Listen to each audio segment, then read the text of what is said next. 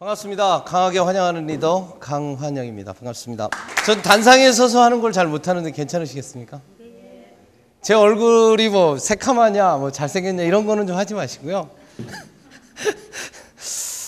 제 인생에서 가장 좋아하는 단어는 열정입니다. 그래서 제 마이크 없이 제가 이야기하는 것도 잘 들리시죠? 제가 아버지로부터 받은 가장 큰 축복 중에 하나가 목청입니다. 그래서 이 목청을 활용해서 선생님들하고 1시간 반 정도 같이 커뮤니케이션을 좀 했으면 좋겠습니다. 저는 지금 강북 카네기 연구소라고요. 카네기의 강북지사를 맡고 있고요. 카네기 프로그램을 수강해 보신 분들은 알겠지만 12주짜리 일주일에 한 번씩 저녁 시간에 6시 반부터 10시까지 받는 12주 레귤러 프로그램이고요. 메인 꼭지는 두 가지입니다. 한 가지는 이펙티브 커뮤니케이션, 다른 한쪽은 이제 휴먼 릴레이션스 쪽인데요. 오늘은 여기 오신 선생님들보다 제가 더 내공이 많고 제가 더 경험이 많고 지식이 많아서 그걸 쏟아놓으러 온 사람은 아니고요.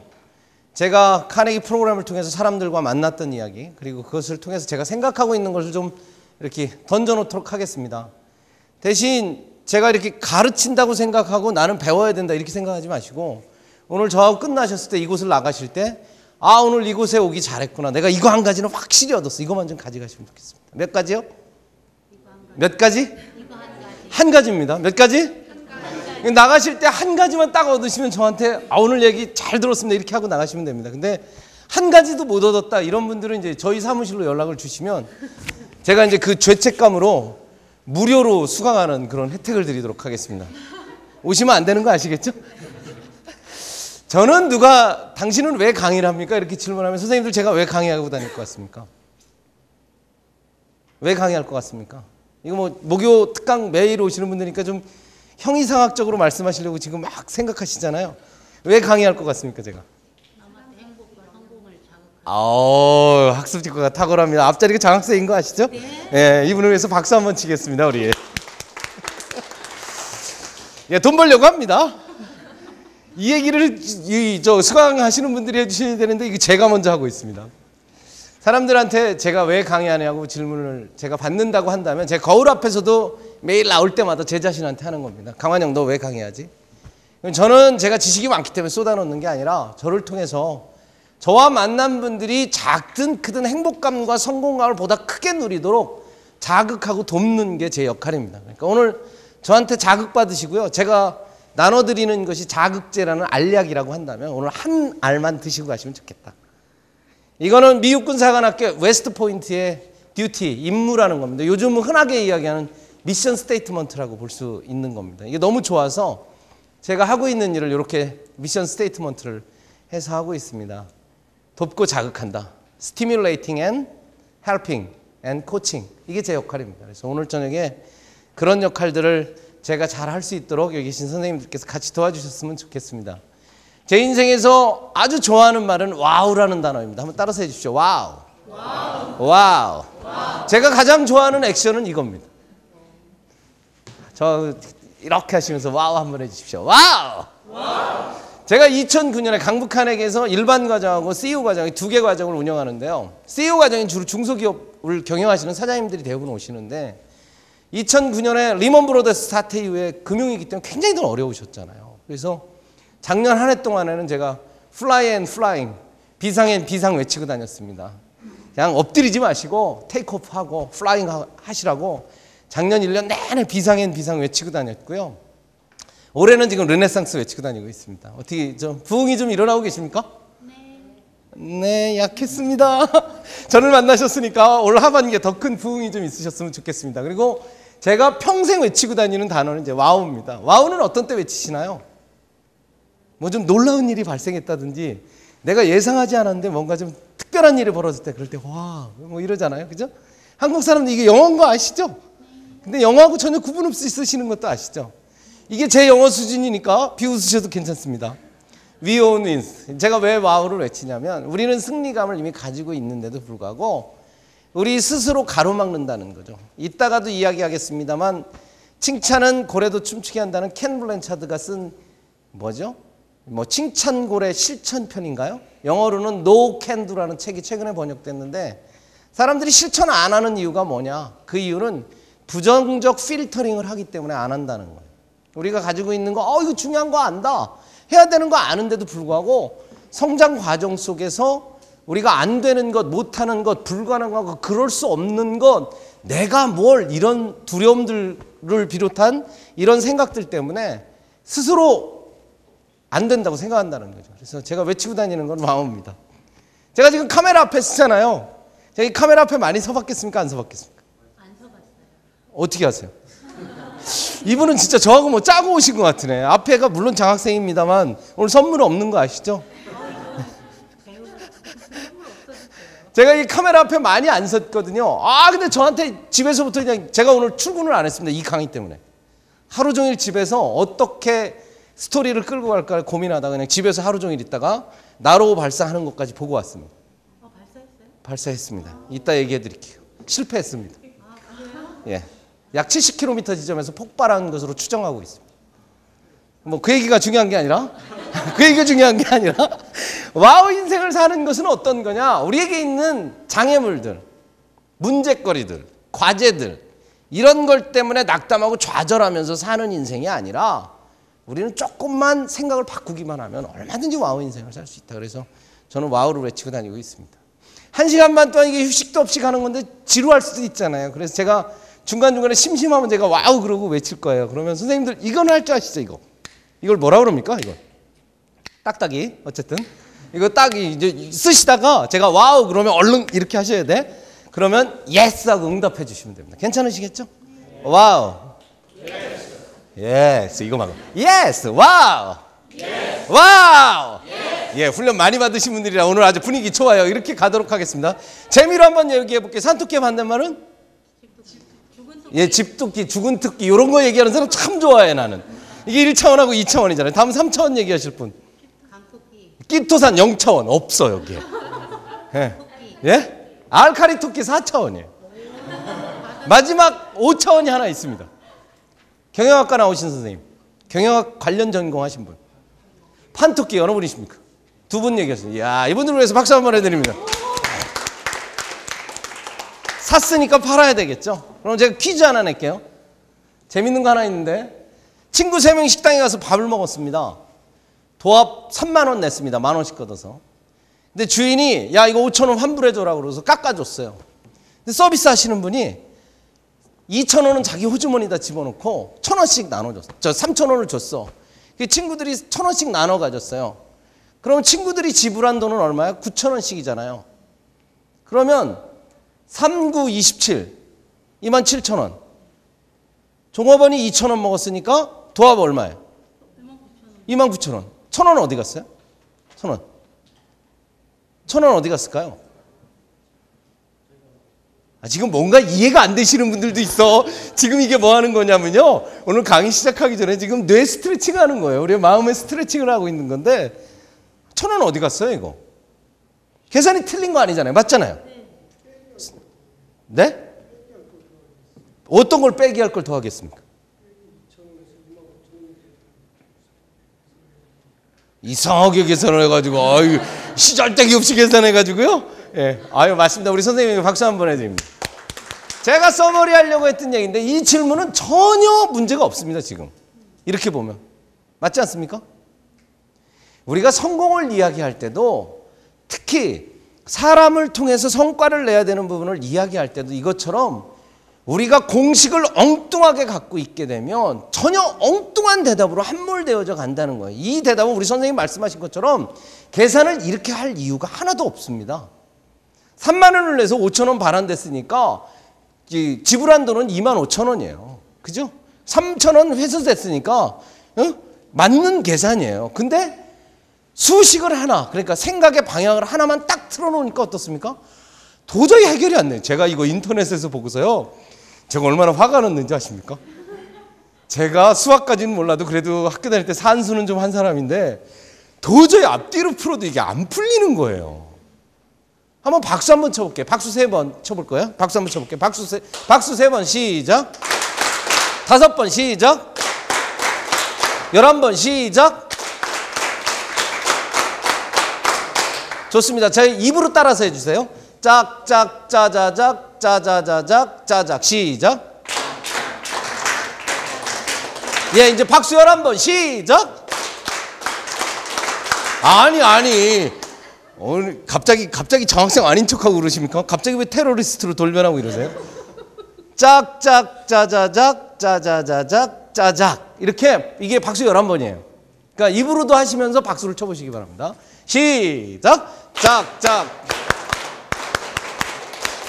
무슨 얘기 하려고 하는 거냐면요. 성공을 만들어 나가는 단초도 이렇게 쉬운 거더라는 거죠. 이 공식에서처럼 생각을 잘못 틀어버리면 굉장히 어려운 길로 갈 수 있음에도 불구하고 정상적으로 틀린 것을 바로잡기만 하면 너무너무 쉽다는 거죠. 박수 11번 치는 거 여러분 하나 둘 셋 넷 치려니까 굉장히 어렵지만 짝짝 짜자작 짜자자작 짜작 이해만 하면 너무 쉽다는 거죠. 오늘 요것처럼 제가 드리는 말씀 중에서 선생님들께서 보다 큰 성공과 행복감을 누릴 수 있는 하나의 단초를 발견하신다면 얼마나 좋겠냐 그런 얘기입니다. 제가 이야기 하나를 하려고 합니다. 강환영이라는 세일즈맨이 있어요. 어느 날 강환영이 어디를 갔냐면 어촌마을을 갔습니다. 물고기들이 엄청 많은 거예요. 그 물고기를 담아놓는 탱크를 뭐라고 그럽니까? 역시 장학생으로 다시 돌변하셨어요. 수족관에 갔는데 놀라운 사실을 한 가지 강환영이가 발견했는데 뭐냐면 한쪽 탱크에는 상어가 요만한 놈이 들어있는 거예요. 그 옆에 탱크에 갔더니 상어가 요만한 놈이 들어있는 거예요. 끝에 탱크에 갔더니 상어가 엄청 큰 놈이 들어있는 거예요. 호기심 많아 보이잖아요. 제가 주인 아저씨한테 물어봐요. 사장님 상어 이 녀석들이 사이즈가 전부 다르네요. 그랬더니 고기를 다듬으시던 사장님이 뭐라고 그러세요? 아니야 그놈들 똑같은 놈 사다 놨는데 이 자식은 요만큼밖에 안 크더라고. 이 자식은 이놈 크고 저놈 뭔지 모르겠고 엄청 커서 저 나한테 돈 엄청 벌어주고 있어. 그러는 거예요. 예? 처음엔 똑같은 놈 샀는데 요만하고 이만하단 말씀이에요. 그렇다는 거예요. 아하, 호기심 많은 강환영이가 발견한 건 뭐예요? 처음에 사온 상어 사이즈는 똑같았음에도 불구하고 집어넣어놓은 탱크 사이즈만큼 상어가 컸더라는 거죠. 뭐 대단한 얘기하는 것처럼 또 그래 주시니까 참 감사합니다. 와우. 예, 잃어버리셨어. 와우. 제가 여기서 이거 화면이 잘 안 나오네. 보이십니까? 그쪽에서? 제가 옆에서 봐서 잘 안 보이는데요. 혹시 선생님 요 불을 꺼 주실 수 있습니까? 그리고 이게 지금 여기를 향하고 있어서 이 이야기는 진짜 있었던 이야기인지 저는 검증할 수 없습니다만 우리 삶에는 어떻습니까? 탱크 사이즈에 따라서 사람의 성장 속도가 달라진다는 거죠. 자, 옆에 계신 분한테 탱크 A, B, C 중에 어느 거냐고 한번 여쭤보실래요? 선생님 탱크가 어느 것입니까? 한번 여쭤보십시오. 옆에 분한테. A가 큰가요? C가 큰가요? A가 작은 거. 예. 옆에 분한테 선생님 탱크는 어느 겁니까? 이렇게 한번 질문해 봐 주시죠.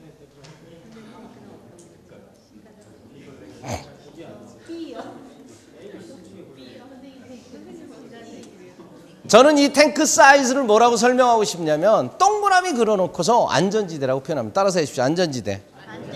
우리는 작든 크든 우리 인생은 안전지대가 있습니다. 안전지대 안에 가면 편해요? 불편해요? 편합니다. 근데 우리는 우리 삶을 보다 더 큰 성공과 성취를 향해서 지속적으로 나아가야 되고 바깥으로 가야 된다고 그래요. 왜 가야 된다고 그럽니까? 책에서 많이 읽으셨잖아. 많이 들으셨잖아. 왜 바깥으로 가야 된다고 그래? 왜 가야 된다고 그래? 이놈들 널려 있다고 가야 된다면서요. 기회 잡으러 가야 된대. 그래서 바깥에는 때로는 변화지대, 도전지대, 학습지대 또는 일탈지대라고도 이야기합니다. 우리 일탈이 좀 뉘앙스가 좀 부정적이지 않습니까? 근데 이게 한자를 찾아봤더니 편안한 일자에 벗을 탈자더라고요. 내 인생에 편안한 것으로부터 벗어나는 거 이게 일탈이잖아요. 안전지대를 넓힌다는 거 이런 거예요. 우리 인생의 탱크 사이즈를 넓힌다는 건 이런 거예요. 우리가 편안하게 느끼고 안주하려고 하는 상태에서 바깥으로 나가는 것. 그래서 우리는 늘 뭘 해야 한다고 이야기합니까? 변화해야 된다고 이야기하잖아요. 우리 스트레스에 대해서 얘기했던 어니 젤린스키라는 사람이 아주 쉬운 성공의 법칙이라는 책에 이런 얘기했어요. 같이 한번 읽어볼까요? 시작.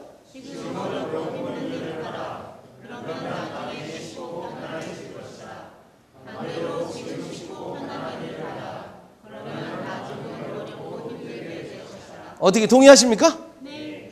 지금 어려운 일을 하면 나중에 편해진대요.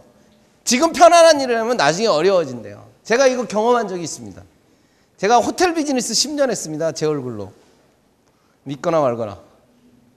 호텔 비즈니스 10년 했는데요. 호텔 비즈니스 왜 하게 됐는지 아십니까? 제가 어느 회사에 들어가서 이랜드라는 회사를 다녔거든요. 제가 신입사원 교육을 받을 때 당신이 희망하는 거 쓰래요. 근데 의식주, 휴미 뭐 이렇게 사업 영역, 미래 비전이 그렇대요. 그래서 휴양 비즈니스가 재밌을 것 같잖아요. 네? 그래서 저는 대학에서 역사 전공했습니다. 근데 거기다 휴양 비즈니스에 호텔 레저 이렇게 써놓은 거예요. 근데 그거를 저는 인사과에서 관리하는 줄 몰랐죠. 설악산에다가 호텔 인수한다는데 저한테 가라는 거예요. 그래서 왜 제가 가야 됩니까? 그랬더니 네가 썼대 거기다. 그게 제가 설악산에 가서 10년 있었잖아요. 호텔 비즈니스. 32살에 내려가서 10년 동안 제가 본부장 했잖아요. 32살 때부터. 오? 뭐예요? 딴 사람 안 하려고 하는 거 해야죠. 딴 사람이 전부 하려고 하는 거 달려두면 어떻겠습니까? 인정 못 받는다니까요. 직장 생활할 때 제가 그때 얻은 게 뭡니까? 이런 거예요. 작든 크든 사람들이 편안하게 생각하는 거로부터 벗어나는 거. 이게 굉장히 중요하다는 거죠. 트랜스포메이션, 변혁의 리더십을 쓴 번스타인은 리더십은 변화의 힘을 운용하는 역량이라고 그랬어요. 변화의 힘을 운용하는 역량이라고. 존 커터라는 사람이 쓴 기업이 원하는 변화의 기술의 핵심은 뭐야? 변화의 핵심은 사람의 행동을 변화시키는 거래요.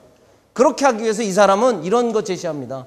분석하고 사고하고 변화할 것처럼 우리는 이성적으로 생각하지만 실질적으로는 보고 느끼고 변화한대요. 그래서 기업을 변화시킬 때 이 프로세스를 따라가지 말고 보고 느끼고 변화하게 만들어주라고 이 책은 얘기합니다. 변화는 중요합니까? 네. 지금의 시대를 TGIF 시대라고 엊그제 언론에서 제시했는데 Thanks God It's Friday의 약자잖아요. 어떻게 다들 쓰십니까? 트위터 좀 하십니까? 트위터 하시는 분 손 한번 들어봐요. 예, 저도 이제 등록 시작했습니다. 구글 하세요? 예, 요거는 조금 오래됐어. 그래서 좀 하는 사람이 많어. 아이폰 사용하시는 분 손 한번 들어봐 주십시오. 아, 한 사람도 없어 여기? 아니 그거 7, 80만 명이 지금 쓴다는데 여기 어떻게 한 분도 안 계세요? 아, 저처럼 7월 달에 4G 나오면 살려고 기다리시는 거죠? 그런 거죠? 네. 너무 재밌습니다. 페이스북 하십니까? 페이스북 하십니까? 저는 요즘에 페이스북 때문에 제가 예전에 잃어버렸던 사람들 많이 찾고 있습니다. 한 분 저하고 같이 일하던 분이 목회 활동을 대전에서 하셨는데 한동안부터 연락이 안 돼요. 근데 엊그제 왔어. 페이스북에서. 미국 펜실베이니아에서 교육받고 있대. 훈련받고 있대. 그러니까 연락이 안 된 거예요. 전화가 안 된 거예요. 없는 번호로 계속 뜨는 거예요. 제가 아는 번호로는. 페이스북에서 찾았습니다. 이 이야기 왜 하느냐면 마크 주커버그라고 하는 젊은 경영자 24살입니다. 이 마크 주커버그라는 경영자가 고등학교 다닐 때 어떻게 했습니까? 옛날 초등학교 중학교 때 만났던 친구들을 찾고 싶어서 인터넷에다가 자기 사진 올리고 나는 어디 나왔으니까 나하고 같이 졸업한 사람들 일일이 와 이거 어디엔가 있었던 것 같지 않아요? 우리나라에도 있었어. 뭐요? 아니 싸이월드 말고 알러브스쿨. 알러브스쿨 지금 하시는 분 계세요? 없잖아. 나도 등록했는데 그 비밀번호도 몰라. 어? 근데 요즘 페이스북에서 찾고 있어요. 무슨 얘기 하려고 하는 거냐면 세상이 이렇게 변화해 나가는데 이 변화에 어떻게 할 거냐 이거죠. 우리는 아이폰 안 쓰면 잘못된 거냐 그 얘기하는 거 아닙니다. 아이폰 꼭 써야 된다 이런 법칙은 아닙니다. TGIF 시대로 이렇게 급격하게 변해가는 시대에서 우리 뭐 할 거냐 이거예요. 펭귄 에펙트라고 들어보셨습니까? 최소한 탑승하시든지 편승은 해야 되지 않겠습니까? 끝까지 버티면 어떡하겠냐고. 내가 트위터에 대해서 제가 몰랐어요. 그래서 트위터를 제가 어떻게 등록하는지도 몰라서 제가 이 강의를 해야 되잖아요. 이 변화와 혁신 강의하는 사람이 트위터도 못하면 안 될 것 같은 거예요. 그래서 제가 트위터 등록을 하게 된 결정적인 계기가 뭐예요? 이번 선거가 완전히 뒤집어졌잖아요. 예상은. 왜 뒤집어진지 아십니까? 얘래잖아. 트위터래잖아. 트위터래잖아요. 제가 호텔 할 때 정몽준 그 한나라당 그 대표하시던 분을 이틀 동안 제가 모신 적이 있습니다. 사람 굉장히 젠틀해요. 그분이 이번 대표직에서 물러나면서 뭐라 그랬어요? 우리 당은 미디어 선거를 하고 있고 상대방은 트위터 선거를 하는데 우리가 졌다. 그 얘기했잖아요. 시대가 바뀌는데 시대의 흐름에 탑승은 못하더라도 편승은 최소한 해야 따라가거나 주도적으로 갈 수 있다는 거죠. 여기서 이제 변화의 이야기를 계속 하고 있는 겁니다. 레드킨 에펙트 아십니까? 들어보셨습니까? 안 들어보신 분을 위해서 한마디 더 해드리죠. 이상한 나라의 앨리스는 아시죠? 이상한 나라의 앨리스 2가 있는데 앨리스가 거울 속으로 쏙 들어갑니다. 들어갔더니 이 붉은 여왕이 뭐라 그래요? 이 거울 속의 이 세계에서 살아남으려면 무조건 뛰라고 얘기를 해요. 그래서 앨리스가 열심히 죽도록 뜁니다. 뛰는데 뛰다가 숨이 막 목에 차올라서 도저히 더 이상 못 뛰겠으니까 전 더 이상은 못 뛰겠어요. 그러고 스탑했단 말이에요. 그랬더니 딱 뛰고 나서 좌우를 봤더니 뛰기 시작할 때 지점에 자기가 똑같이 있는 거예요. 뛰기 시작할 때 지점에 자기가 똑같이 있는 거예요. 그러니까 앨리스가 붉은 여왕한테 그러는 거죠. 여왕님, 나 그렇게 죽을 똥 살똥 막 뛰었는데 왜 뛰기 시작할 때하고 똑같은 위치에 있습니까? 그랬더니 붉은 여왕이 뭐라 그래요? 거울의 세계 속에는 모든 사람이 열심히 뛰기 때문에 그들보다 앞서려고 하면 그들보다 더 빨리 뛰거나 더 빨리 뛰는 방법을 알아내지 않으면 살아남을 수 없다고 얘기를 하는 겁니다. 이게 이제 경영학자들이 경제학자들이 끌고 들어와서 이거를 경영세계의 붉은 여왕 효과라고 이야기합니다. 어떠신지요? 여기 계신 선생님들 경영을 하시거나 개인들이 지속적으로 성공을 만들어 나가는 데 있어서 열심히 뛰어나가는데도 불구하고 어떤 때는 정체되어져 있는 느낌이 들거나 또는 뒤처진다는 느낌을 받을 때가 있습니까? 저도 열심히 산다고 사는데 저보다 탁월하게 강의하는 사람이 참 많더라고요. 이 세계는 있잖아요. 이 무림의 고수가 많아요. 무림의 고수가 너무 많아서 무림의 고수들 속에서 살아남으려면 어떻게 해야 되는지 아십니까? 그들보다 더 빨리 뛰거나 더 특별한 어떤 이론이나 컨셉을 얘기하지 않으면 살아남을 수 없더라니까 이게. 이게 붉은 여왕의 에펙트입니다. 이런 상황에서 우리는 안전지대 안에 머무르면 머무를수록 어떻습니까? 우리는 정체되는 것은 고사하고 뒤처질 수밖에 없다는 거죠. 끊임없이 안전지대 바깥에 이슈를 던지고 나아가야 되고 그 이슈를 던지는 것을 향해서 때로는 그런 거잖아요. 두려움이 있으면 용기를 내보고 자신감도 내보고 도전도 해보고 모험도 해보고 새로운 시도도 지속적으로 해서 안전지대 사이즈를 지속적으로 넓혀나가는 것. 이게 변화의 시대에 살아남는 방법이라는 거죠. 아인슈타인이 아주 유명한 말을 했잖아요. 매일매일 똑같이 행동하면서 뭔가 커다란 변화가 일어날 것을 기대하는 사람은 어떤 사람이라고요? 예, 미친놈이다. 인세너티. 그렇게 표현했습니다. 마이크로소프트의 빌 게이츠가 마이크로소프트의 회장을 물러나면서 그 마이크로소프트 직원들 앞에서 울면서 퇴임사를 한 게 있습니다. 그거 뭐라고 그럽니까? 여러분 죄송합니다. 변화의 속도라고 생각의 속도라는 책을 썼잖아요. 빌 게이츠가. 내가 속도에 대한 이야기를 하면서 마이크로소프트가 변화의 속도에 부응하지 못했기 때문에 오늘 회사에 어려움을 끼치게 됐습니다. 죄송합니다. 그러고 눈물을 흘리면서 나갔잖아요. 그가 생각의 속도에다 뭐라고 썼습니까? 마이크로소프트는 3년 뒤에 망할 것을 전제로 경영합니다. 이렇게 얘기했거든요. 실질적으로 마이크로소프트가 지금도 어려움을 겪고 있는 것으로 이야기하고 있습니다. 그것처럼 우리 개인이나 우리 팀이나 우리 조직이나 우리 회사나 안전지대 사이즈에 머무른다는 것은 바로 정체되어지는 것을 의미합니다. 프랑스의 유명한 사상가인 사르트르는 인생은 B2D라고 그랬어요. 태어나고 죽는다. 그래서 안전지대 바깥으로 늘 체인지 앤 챌린지에서 찬스 잡아야 한다. 그래서 가운데 C는 챌린지 앤 체인지에서 찬스 잡아야 한다고 이야기합니다. 근데 우리가 안전지대 사이즈를 넓히려면 성공의 자기개발 사이클을 돌려야 되는데 우리 변화할 때 제일 큰 첫 번째 단초는 뭐라고 이야기합니까? A, B, C, D 인생의 A, 애티튜드라고 이야기하지 않습니까? 여기 강환영 사장이 있습니다. 강환영 오늘 아주 대본에 여러 번 등장합니다. 강환영 사장은 어느 날 중요한 고객으로부터 이런 제안을 받습니다. 강 사장, 운동 한번 할까? 이런 제안을 받았습니다. 강환영 사장은 네? 운동? 아이고 좋죠. 뭐 테니스 한번 하시겠습니까? 아이 강 사장 왜 이래? 그럼 뭐 배드민턴? 강 사장이 농담을 참 좋아하네. 그럼 뭐 당구나 한 게임 하시겠어요? 강 사장하고 얘기가 안 되네. 그럼 그만 만납시다. 그러고서 중요한 고객이 거래를 끊기 직전이라고 한번 가정해 보십시다. 강환영 사장은 어떻게 해야 합니까? 그냥 거래 끊어버려? 거래 끊어버려요? 그럴 수 없잖아요. 회사에서 연초에 사장님이 뭐라 그래요? 올해부터 우리 회사에서 승진하려고 하는 사람은 수영, 자유형으로 200m를 왕복해야만 승진 대상에 오를 수 있습니다라고 발표했다고 가정해 보십시다. 나 직원이야. 어떻게 하시겠습니까? 그랬더니 여러분이 손 들고 그래. 때려치죠 뭐. 네? 강환영 사장이나 그 직원은 어떻게 해야 합니까? 아하, 운동이라는 것은 골프를 이야기하는 거구나. 그래, 나 필요하구나, 원하는구나, 할 수 있겠구나, 하겠어. 방법까지 이야기하는 거예요. 태도를 바꾸는, 안전지대 사이즈를 넓히는 첫 번째 단계는 태도를 바꾸는 거라는 거예요. Attitude changing. 수영 200m 다녀야 된다고 생각하는 사람은 첫 번째 행동, 태도를 바꿔야 되는데, 태도를 바꾼다는 것은 무엇입니까? 아, 수영이 필요하구나. 해야 되는 거구나. 나 할 수 있을까? 그래, 나 할 수 있을 거야. 라고 결심하는 거예요. 근데 태도를 바꾼다는 것은 결심에서 대부분 우리 작심 며칠 합니까? 3일에. 왜? 결심에서 멈추기 때문에. 태도를 바꾼다는 것은 결심하고 그 다음에 행동으로 옮기는 것까지를 말합니다. 강환영 사장은 골프 필요하구나. 해야 되는구나.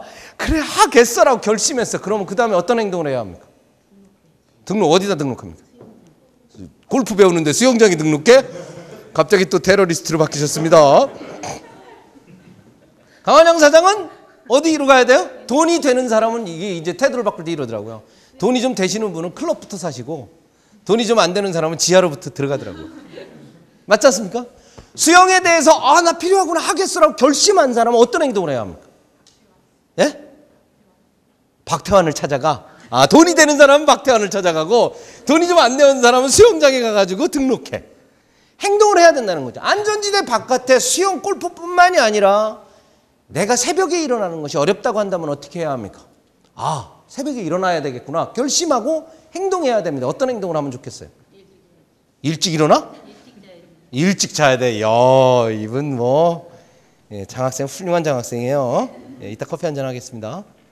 커피 한잔 제가 사겠다고요? 별로 안 좋아하네. 그럼 취소하겠습니다. 새벽에 일찍 일어나겠다고 결심한 사람은 어떻게 해야 됩니까? 타이머 이렇게 맞춰놓으면 따르릉 하고 날아다니는 타이머 하나 사다 놓는 행동을 해야 된다는 거죠.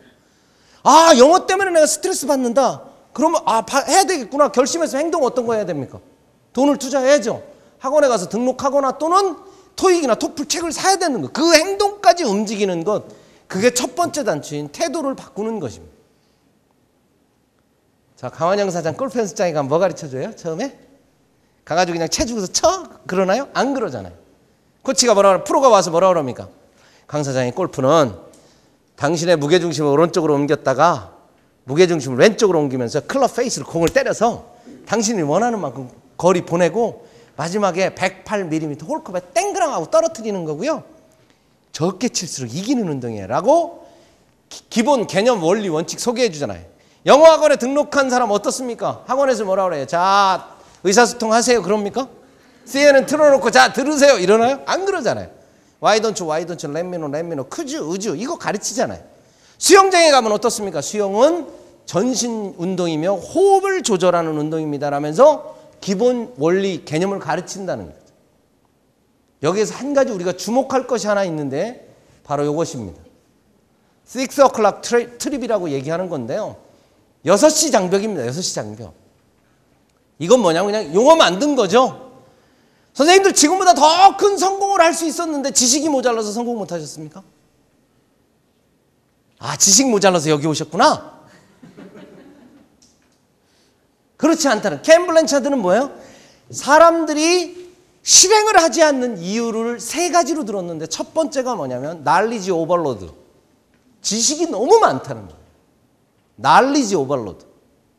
두 번째가 뭔지 아십니까? 아까 얘기해드린 부정적인 필터링. 내 인생의 경험이나 생각들 이런 것들 때문에 부정적인 필터링을 하기 때문에 실행을 안 하게 된대요. 세 번째 뭐 얘기하냐면 의지력 부족을 이야기합니다. 의지력 부족. 그래서 이야기하는 게 뭐예요? 날리지 오버로드 시키지 말고 내가 지식을 습득하면 지금 열심히 적으시잖아요. 이거 굉장히 좋은 행동입니다. 적으라는 거예요. 그런 다음에 어떻게 합니까? 정리하고 실행 계획까지 옮기라는 거예요. 그리고 때때로 정기적으로 그것을 반복해서 읽으라는 거예요.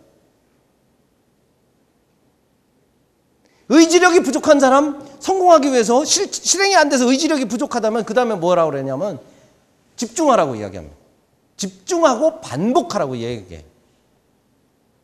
그래서 우리는 태도를 바꾸고 지식을 얻었음에도 불구하고 잘 안 된단 말이죠. 그래서 세 번째, 연습이 필요한 겁니다. 한 번만 따라서 해주시겠습니까? Learning by doing. Learning by doing. 직접 해보면서 배우라는 거죠. 오늘 나로 쐈는데 떨어졌습니다. 실패했습니까? 예, 여기 계신 분들은 지금 네, 아니라고 다 얘기하실 거죠? 예, 아니라고 다 얘기하실 거죠? 예, 실패하지 않았습니다. 다만, 다음에는 떨어뜨리지 않으려면 이렇게 하면 안 되는구나. 케이스 스터디를 하나 했다고 생각하면 되지 않습니까? 골프를 배우든 영어를 배우든 세일즈 성적을 올리든 사람하고의 인간관계를 개선하든 프랙티스 지속적으로 연습해야 된다는 거예요. 끊임없이. 사람이 성공을 하는데 세 가지 요소로 분류하는 사람이 있습니다. 지정의로 분류하는 사람이 있습니다. 우리 죄송합니다만 결혼 안 하신 여자 선생님 계십니까? 네, 우리 뒤에 계신 선생님, 저 핑크색 티셔츠를 입으신 선생님. 사랑은 지식입니까? 감정입니까? 의지입니까? 감정이라고 해야 지금 맞는 것 같죠? 예, 처음에는 감정에서 시작합니다. 그리고 나중에 지식들이 필요해요. 근데 제가 결혼을 해봤더니 의지가 굉장히 중요하더라고요. 결혼을 해봤더니 의지가 굉장히 중요하더라고요. 왜요? 왜요는 1번 답례라고. 예. 아니, 결혼을 해봤더니 의지가 굉장히 중요하더라니까요. 아이하고 내가 친구가 되는 비결. 저는 아이가 둘인데요. 둘째 아이가 중학교 2학년입니다. 지금 학원 태워다 주고 왔는데 그 아이하고 내가 친구라고 아무리 주장을 해도 걔는 나하고 친구가 아니래. 너는 무서운 아빠일 뿐이래요. 그래서 가끔가다 마음에 안 드는데 그걸 내가 다 폭발을 하면 얘하고 이제 골이 더 깊어지니까 오늘도 제가 왜 태워다 주냐. 여기 강의 준비하다 급한데 5시까지 학원 가야 돼. 제가 태워다 줬어요. 태워다 주면 뭐 얘기하는지 아세요? 야, 너 사나이잖아. 아빠도 남자잖아. 너 있잖아. 엄마한테 말하기 싫은 거 있지 않냐? 있죠? 그런 거 아빠한테 이야기하면 어떨까? 아빠는 다 받아줄 수 있거든? 한번 생각해 볼게요. 차갑게 오더라고. 그러니까 아이를 사랑하는 것도 의지가 필요하더라니까. 의지가 필요하더라니까. 세 번째, 이 연습할 때는 의지적 영역이 굉장히 필요한 겁니다. 안전지대 바깥에 내가 영어를 잘해야 되겠다, 수영을 잘해야 되겠다, 골프를 잘해야 되겠다, 영업 성적을 잘해야 되겠다, 누군가하고의 관계를 개선해야 되겠다.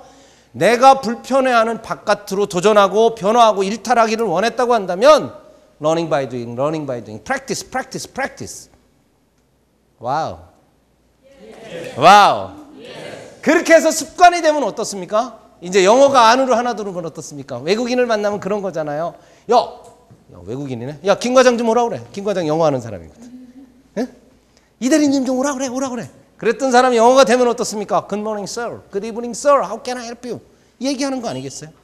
안으로 자꾸 우리의 삶을 집어넣는 것. 그리고 우리가 지식의 오버로드를 극복하고 부정적 필터링을 극복하고 실행하지 않으려고 하는, 우리 자꾸 멈추려고 하는 브레이크 페달을 자꾸 밟으려고 하는 우리에게 지속적으로 연습을 통해서 하나, 둘, 셋 이거 하는 것들이 우리의 삶이고 이게 바로 진정한 변화고 진정한 성공의 틀을 만드는 거라는 거죠. 따라서 해주십시오. 브레이크 스루. 전 영어를 잘해서 쓰는 게 아닙니다. 이건 어감 때문에 그냥 영어를 썼거든요. 그렇게 안전지대 사이즈를 넓혀나가는 것, 이게 바로 브레이크 스루입니다. 브레이크 스루. 오늘 나로우가 발사돼서 어디입니까? 저 우주 공간으로 날아갔다고 한다면 오늘 역사적인 날이 됐을 거잖아요. 브레이크 스루 원래 과학계에서 쓰는 용어입니다. 뭔가 혁신적인 돌파나 혁신적인 성과가 일어난 것, 또는 그동안 안 되던 것들이 돌파되어지거나 새로운 발견이나 개선을 만든 것. 우리 쓰고 있는 휴대폰 같은 경우도 브레이크 스루 중에 하나지 않습니까? 저는 우리 삶이 안전지대를 지속적으로 넓혀나갈 뿐만이 아니라 그 넓혀나가는 것들이 바로 브레이크 스루라는 거죠. 저는 충청남도 아산이 고향입니다. 저희 아버님은 77 평생 동안 농사 지신 분이거든요. 우리 아버님은 할아버지로부터 땅 두마지기 분양이래. 분할 받으셔서 분가하셨다고 합니다. 아버지는 땅이 없으시니까 어떤 거 하셨냐면 다른 집에서 일해달라고 하면 지게 지고 아침에 도시락 2개 싸들고 많이 일 다니셨고요. 또 한 가지는 뭐냐면 한떼기의 땅만 있어도 거기에 돌이 쌓여 있거나 가시밭이거나 물이 안 들어오는 곳이라도 거기를 땅을 삽으로 파내고 돌을 걷어내고 가시덤불 잘라내고 거기다가 지게에다 물 저어다가 뭔가를 심더라고요. 농촌에서 씨앗을 딱 심으면요, 그 씨앗이 죽은 놈 같은 게 땅에서 딱 움트는 작업, 이거 신비합니다. 내가 다음에 나오는, 저희 아버님 돌아가시고 나서 제가 책을 한 권 쓰고 있습니다. 그게 이제 Father's Leadership이라는 건데요. FATHER 어포스트로피S, 아버지의 리더십, 아버지의 유산, 뭐 이런 책입니다. 나중에 나오시면 좀 한 권씩 사주십시오.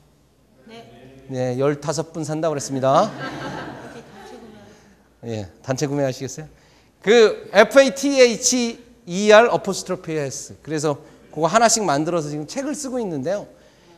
그중에 그 아버지가 그 씨앗을 심어놓으면요, 땅을 이렇게 움트고 나오는, 버딩 한다고 그러죠. 움튼다고, 움트는 작업, 이건 참 신비한 것 같아요. 움트고 싹이 나고 싹이 자라서 꽃이 피고 열매 맺고 수확하는 BS, BBH 이 과정을 거치게 됩니다. 근데 제일 중요한 건 뭐예요? 씨앗을 심을 땅을 만들기 위해서 돌을 걷어내고 황무지 걷어내고 가시밭 걷어내는 작업, 이게 뭡니까? 농부에겐 이게 브레이크스루더라고요. 이게 브레이크스루더라고요. 우리 인생은 어떻습니까? 저는 오늘 저녁에 브레이크스루 중에서 인간관계에 대한 브레이크스루를 이야기하려고 합니다. 제가 다루고 있는 카네기 프로그램에서는 사람들이 성공하는 5가지의, 이걸 자전거의 살이라고 그러는데, 살, 휠의 이 뭐라고 그럽니까? 이 살을 5가지를 이야기하는데, 사장님들은 어떠세요? 자신감 높으십니까? 네. 리더십 기질도 있으십니까? 커뮤니케이션도 잘하십니까? 걱정 스트레스 극복도 잘하십니까? 제가 여기다 왜 쿠션이라고 써놨겠습니까? 타이어를 연상시키기 위해서 그렇습니다. 우리는 안전지대 사이즈 바깥으로 브레이크스루를 지속적으로 만들어 나가는 것 자체가 우리의 성공의 바퀴 사이즈를 키워나가는 거라는 거죠. 바퀴가 크면 클수록 어떻습니까? 작은 돌이나 웅덩이가 걸림돌이 됩니까? 안 됩니까? 안 된다고요. 바퀴가 작으면 작을수록 어떻습니까? 작은 돌에도 넘어지고 작은 웅덩이에도 바퀴가 걸리잖아요. 우리의 성공의 패러다임, 성공의 안전지대 사이즈를 넓히는 것은 바퀴 사이즈를 키운다고 생각하면 딱 맞는 것 같습니다. 오늘 우리의 브레이크스루 중에서 이 5가지를 다 다룰 수는 없고, 그 중에서 한 꼭지인 휴먼 릴레이션스, 즉 인간관계를 어떻게 하면 증진할 것인가, 그리고 아까 말씀드린 대로 브레이크스루 영역 중에서도 짐 콜린스가 이야기한 굿 투 그레이트에서 굿, 그저 그런 리더와 그저 그런 리더십이 아니라 그레이트 리더와 그레이트 리더십으로서 우리가 인간관계 스킬을 끌어올리는 부분에 대해서 이야기를 하려고 합니다. 저는 선생님들이 저를 만나셨으니까 휴먼 경영의 위대한 리더십, 즉 사람을 잘 다루고 사람을 통해서 성과를 내고 사람을 통해서 혁신하고 사람을 통해서 목표를 달성해나가고 비전을 달성해 나가는 그레이트 리더와 그레이트 리더십의 세계로 지속적으로 나갔으면 좋겠다는 거죠. 와우. 와우. 여기까지 얘기 좋아요? 괜찮으셨어요? 중간 박수 한번 하시겠어요?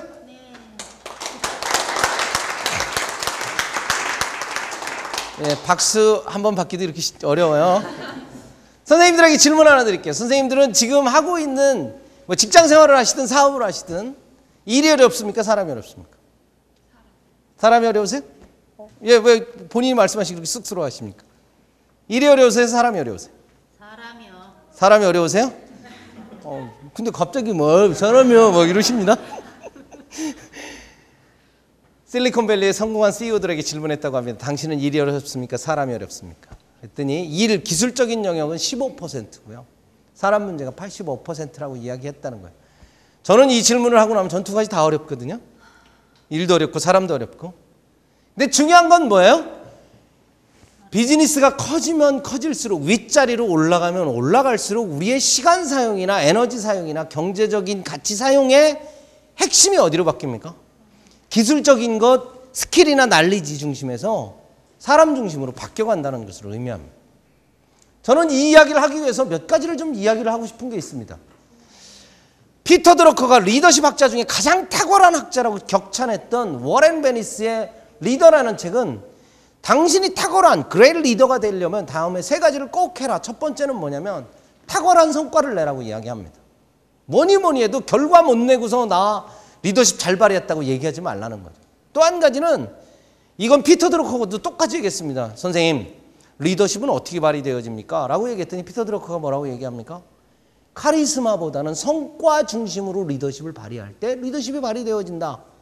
또 한 가지는 자기 책임과 자기 관리 능력에 따라서 리더십이 발휘되어진다고 이야기를 했습니다. 워렌 베니스도 똑같은 얘기를 했어요. 당신이 그레이트 리더, 그레이트 리더십이라면 성과 탁월하게 내라. 또 한 가지는 자기 관리 잘해라. 따라서 한 방에 훅 간다. 한 방에 훅 가지 않으려면 이거 잘해라 그 얘기잖아요. 그리고서 가운데다 뭘 얘기했냐면 라포르 상호 신뢰를 끌어내고 사람을 양성하라고 이야기합니다. 뛰어넘어서서 격려 리더십의 책에서는 뭐라고 이야기하냐면 이렇게까지 이야기합니다. 사람하고 신뢰관계를 형성할 뿐만이 아니라 그 사람을 격려해서 그 사람들하고 팀워킹해서 일들을 만들어 나가라고 이야기합니다. 저는 여기에서 이 두 번째 사람을 통한 성과 혁신과 브렉스루를 만드는 위대한 리더십을 이야기하고 싶은 겁니다. 홍명보가 20세 이하 세계 청소년 축구에서 몇 등 했습니까? 지난 거니까 등수 묻지 마라. 어쨌든 4강에 들었다 그 얘기잖아요. 근데 갔다 왔는데 이 친구가 누구냐면 1m 72cm 김민우라는 연세대학교 학생입니다.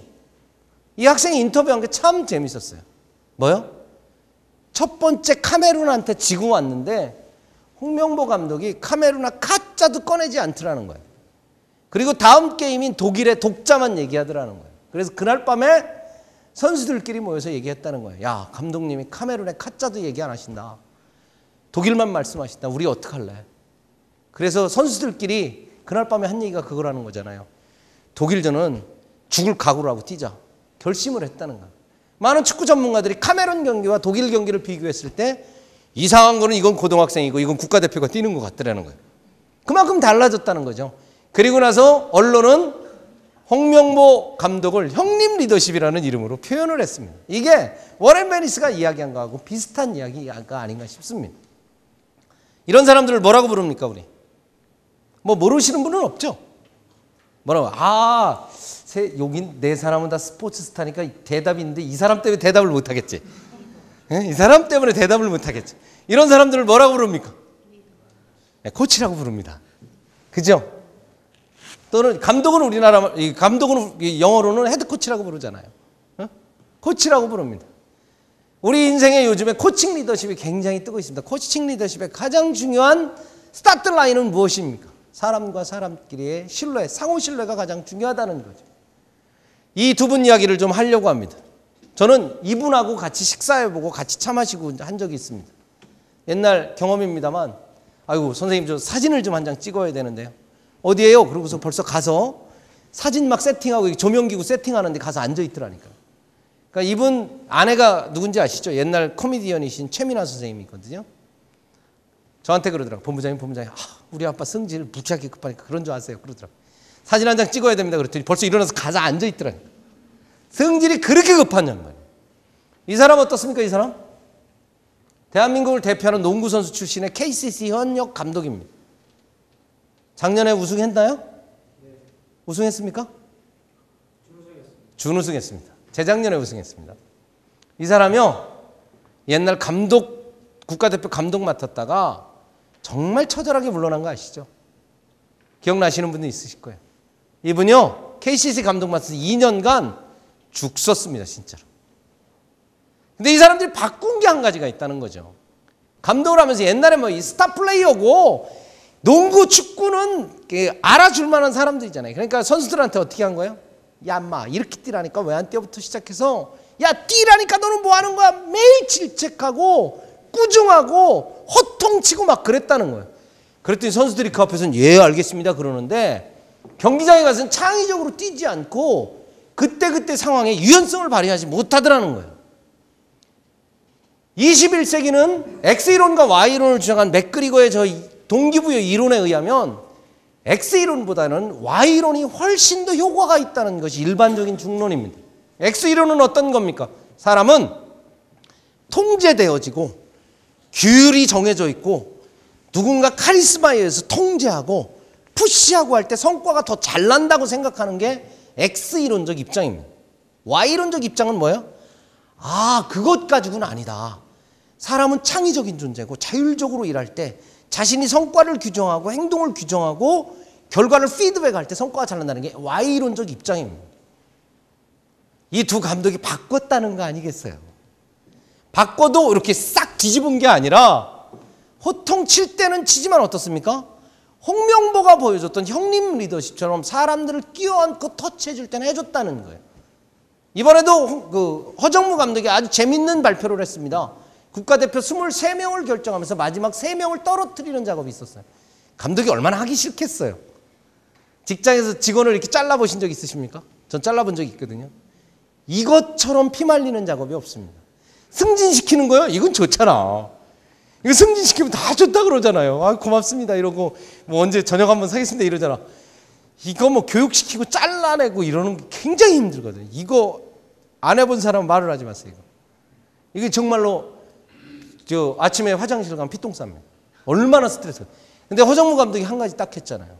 원래 오후에 발표하기로 했는데 갑자기 기자들 숙소로 가가지고 기자들을 모아놓고 발표했어요. 누구 세 사람 빠집니다. 나중에 왜 그랬냐고 물어봤어.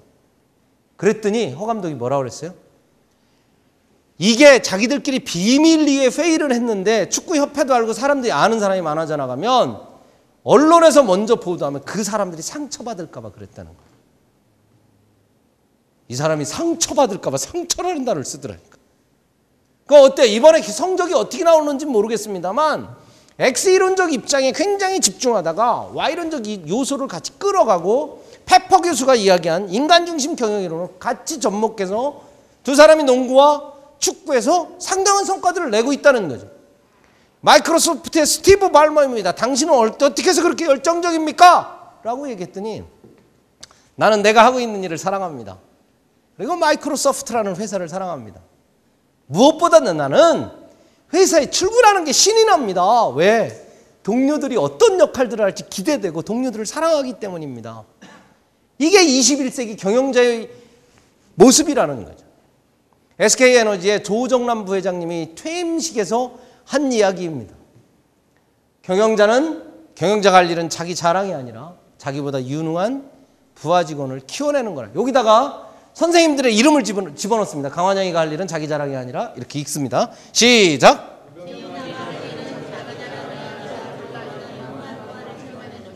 아멘? 아멘이 아니군요. 와우. 와우. 제가 웃자고 아멘 했는데 아무도 안 웃어줘서 제가 썰렁했습니다. 경영자가 할 일은, 리더가 할 일은, 강환영이가 할 일은 자기 자랑이 아니라 자기보다 유능한 부하 직원을 키워내는 거라는 거죠. 그만큼 21세기에는 사람을 어떻게 키울 것인가 이게 참 중요하다는 겁니다. 강원도 고성에 가면 이승만 박사, 즉 일대 대통령이셨던 이승만 대통령 기념관이 있습니다. 거기에 이승만 대통령이 주로 썼다는 한자가 있어서 제가 좀 사진을 하나 찍어왔는데 이거는 뭡니까? 애인여기, 사람 사랑하기를 내 몸처럼 해라. 아까는 영어 갖고 신경질 나게 하더니 이제 한자 갖고 신경질 나게. 예? 요건 뭡니까 요거? 예, 또 요거 읽으라고 그랬더니 인내, 천경 이렇게 읽으시는 분 계세요. 예, 경천애인, 하늘을 공경하고 사람을 사랑해라. 그런 뜻이잖아요. 이건 무슨 뜻입니까? 화락, 사람들과 화평하고 사람들과 함께 즐겨라. 그런 뜻입니다. 그래서 제가 세 장 찍어왔습니다. 우남 이승만 박사가 했다는 이야기입니다. 무슨 얘기하려고 합니까? 하늘을 존경하고 사람을 사랑하고 남을 사랑하기를 내 몸처럼 사랑하는 것, 이게 바로 21세기 인간 경영의 아주 중요한 틀이라는 거죠. 언젠가 교수 신문에서 올해를 풍자하는 사자성어로 이런 거 얘기한 적 있어요. 뭔지 아시죠? 3년 전인 것 같습니다.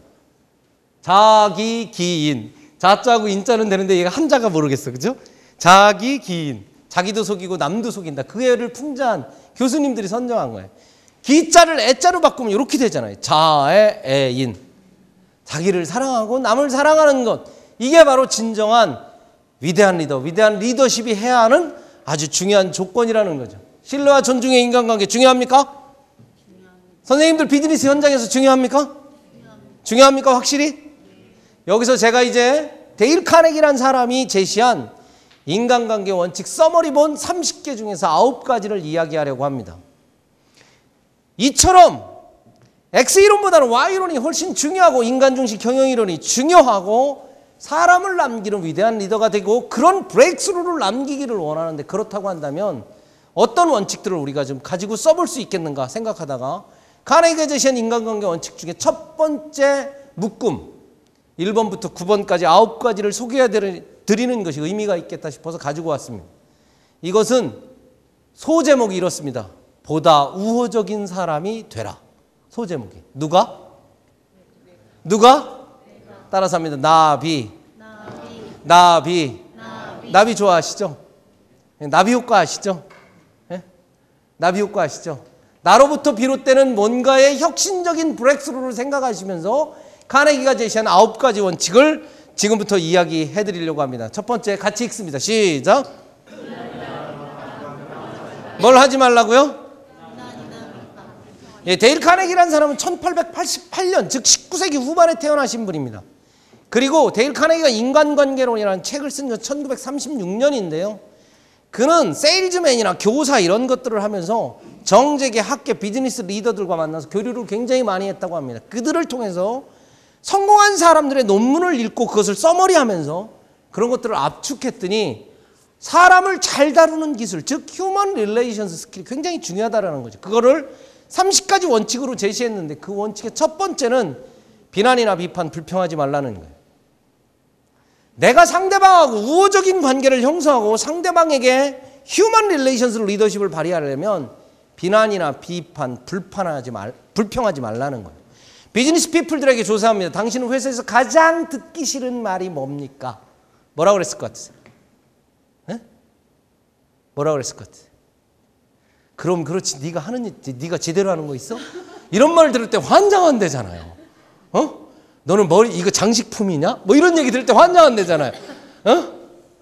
가장 듣기 싫은 말, 비난이나 비판, 불평이라는 거죠. 우리 재미로 하는 겁니다. 이거 손 이렇게 해보십시오. 손.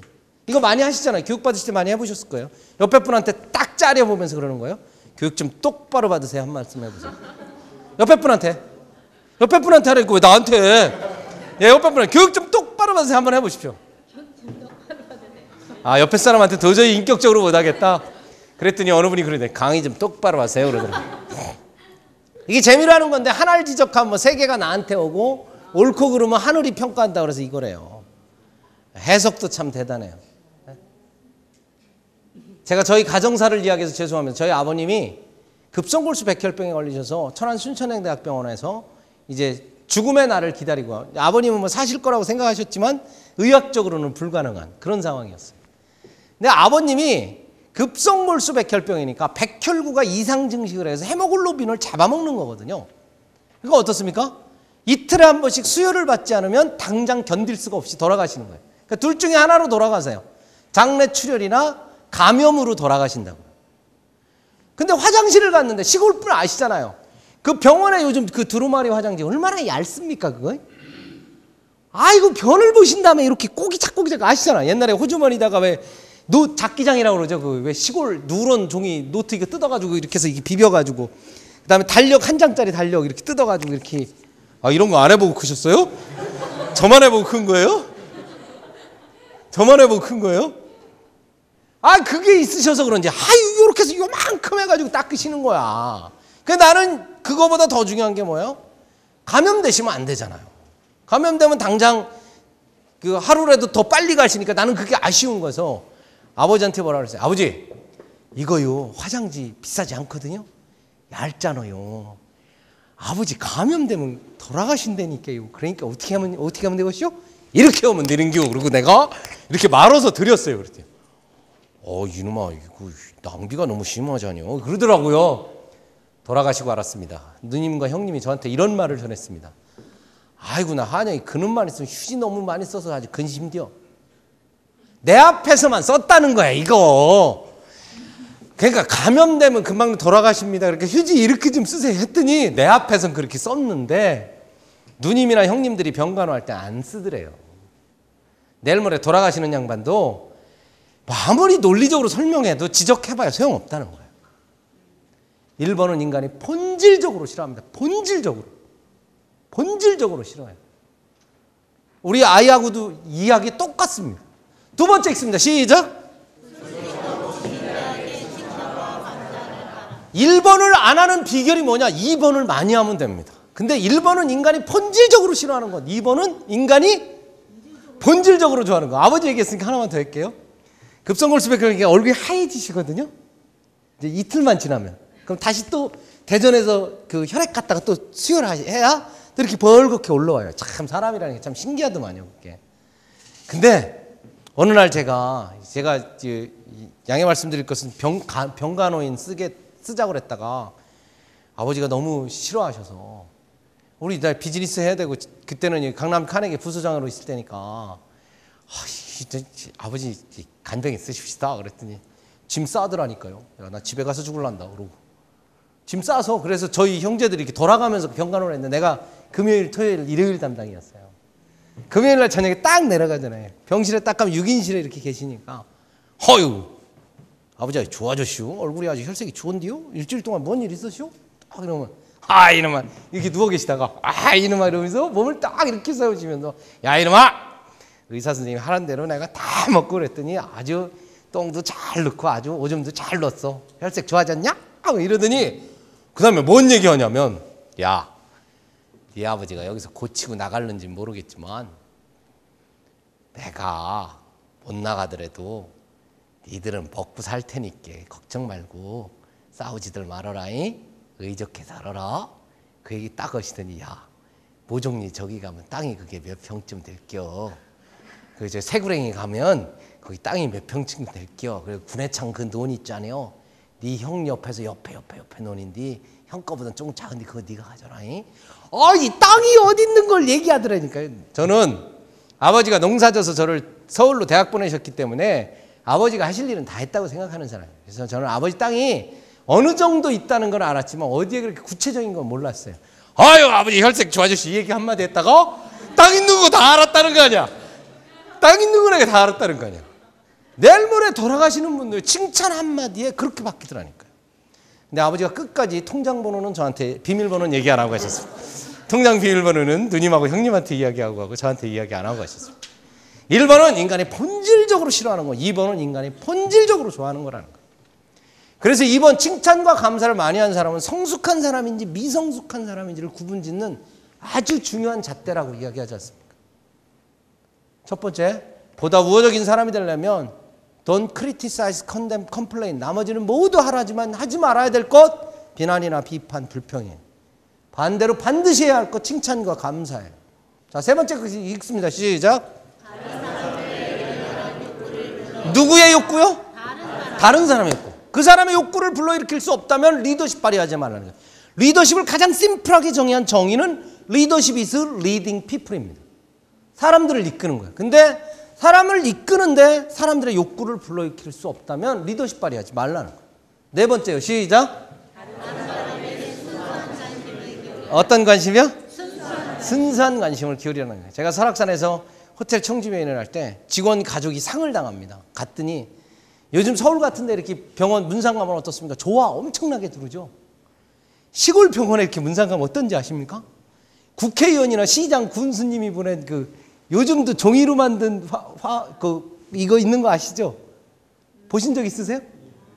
종이로 만든 거 왜 습자지 같은 거 있잖아요. 예, 그거로 만든 꽃을 보내요. 그리고 필요한 차량이나 물건이 있으면 창고에 있는 거 싣고 가라. 그랬더니요, 나중에 이게 참 사람들한테 이렇게 고마웠대요. 시골 동네에서 장례 치르는데 봉고차 한 대가 와서 사람 실어 날라주는 거. 봉고차에다가 음료수하고 주류하고 싣고 가서 그거 주는 거. 그게 그렇게 고마웠대요. 그거 돈 얼마 안 들거든요. 돈 얼마 안 들어요. 요즘에 감성 리더십 그러잖아요. 감성이라는 게 뭡니까? 그 사람의 순수한 관심을 기울일 때 감성 터치가 되잖아요.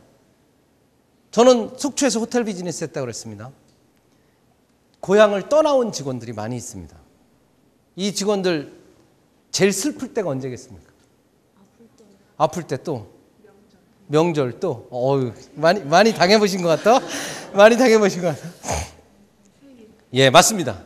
그런 것들을 딱 봤더니 고향을 떠나와 있으니까 생일날 미역국을 못 먹는 거예요. 생일날 미역국을 못 먹는 거예요. 그래서 생일 밥상 파티를 하나 만들어줬어요. 우리 저 호텔 비즈니스 하는 사람들은 서비스하기 1시간 전부터 식당에서 밥 먹거든요. 근데 이 뚜껑까지 달린 도자기 밥그릇, 국그릇, 찬그릇 딱 해가지고 이 상이 안진뱅이 상 있잖아요. 그거 해가지고 한 세트 풀로 채웠어. 그래서 생일자가 있으면 딱 어떻게 했냐면 점심 식사 시간에 11시부터 점심 식사거든요. 11시에 딱 가가지고 인사팀이 가가지고요. 그 밥상을 아주머니하고 딱 차려가지고 딱 놔둬. 그리고 앞에 케이크를 딱 놔둬. 그리고 그 생일자를 딱 초대를 해와. 그 생일자 거기다 앉고 그 생일자를 위해서 생일 축하해주고 선물 전달하고 그 생일 밥상을 먹게 했어. 기분 좋았을까요? 나빴을까요? 좋았을까요? 나빴을까요? 별로 감동이 없으신데? 상대방으로 하여금 우호적인 사람이 되려면 순수하게 관심을 기울이라는 거죠. 아버지 병원에 있을 때 제일 감사한 사람이 누굽니까? 병문안 와주는 사람. 아버지 돌아가시니까 어떤 분이 제일 감사해요? 문상 와주는 사람. 그랬더니 우리 매형 옆에서 이렇게 말씀하셨습니다. 아, 문상 안 오고 차비까지 넣어서 부주돈 많이 하는 사람이 제일 감사한 거야. 이것도 별로 안 웃네. 5번째 시작. 자, 하나 둘 셋 하면 좌우에 계신 분한테 웃어주십니다. 하나 둘 셋. 저는 곱슬머리 안강체면 강씨에 흉터 많고 다크서클 있고 코도 약간 삐져 있고 뻐드렁니까지 있습니다. 이런 저하고 사는 저희 아내 권정훈이 대단하지 않습니까? 자기 입으로 그래요. 자기는 대단하대. 저는 사진을 찍을 때 대학교 다닐 때 이 코가 약간 삐져 있기 때문에 정면에서 절대로 사진을 안 찍습니다. 지금 카메라도 제가 자꾸 이렇게 하는 이유가 있습니다. 사진을 찍으면 저는 처음부터 끝까지 카메라 여러 개로 찍지 않습니까? 그러면 제가 만약 이렇게 안 찍고 아우 먹고 살겠어요 이거. 제가 호텔 비즈니스 하면서 서양식 예절 테이블 매너 공부를 제가 역사 전공했다고 그랬잖아요. 촌놈이라고 그랬잖아요. 뭘 알아야죠. 그래서 서양식 예절과 테이블 매너 책을 갖다 놓고 공부를 시작했는데 결론을 하나 내는 게 서양식 예절은 아이 컨택 앤 스마일로 시작해서 아이 컨택 앤 스마일로 끝나더라는 거예요. 따라서 합니다. 아이 컨택 앤 스마일. 아이 컨택 앤 스마일. 좋습니다. 좌우에 계신 분한테 아이 컨택 앤 스마일 했습니다. 시작. 쳐다보시라니까요. 저는 사무실에서도 그렇습니다. 제 얼굴 때문이 아니라 이게 제가 그래도 20년 넘게 웃음 훈련한 겁니다. 거울 보면 이거 쉽지 않습니다. 이거 쉽지 않습니다. 저는 사무실에서 컴퓨터를 딱 켜면 옆에 거울이 있습니다. 한참 스트레스 받고 일하다 보면 놓칠 때 많잖아요. 거울 딱. 아, 잘생겼다. 강환영 잘생겼다. 강환영 잘생겼다. 강환영 잘생겼다. 이게 웃음과 이 미소는요, 연습하는 겁니다. 이거 연습 안 됩니다. 대한민국 사람이 정말 심각한 걸 발견할 때가 있습니다. 길이 막히는 왕복 2차선, 편도 1차선 차에 길이 막혀 서 있습니다. 반대편에 계신 운전하시는 분 얼굴 보십시오.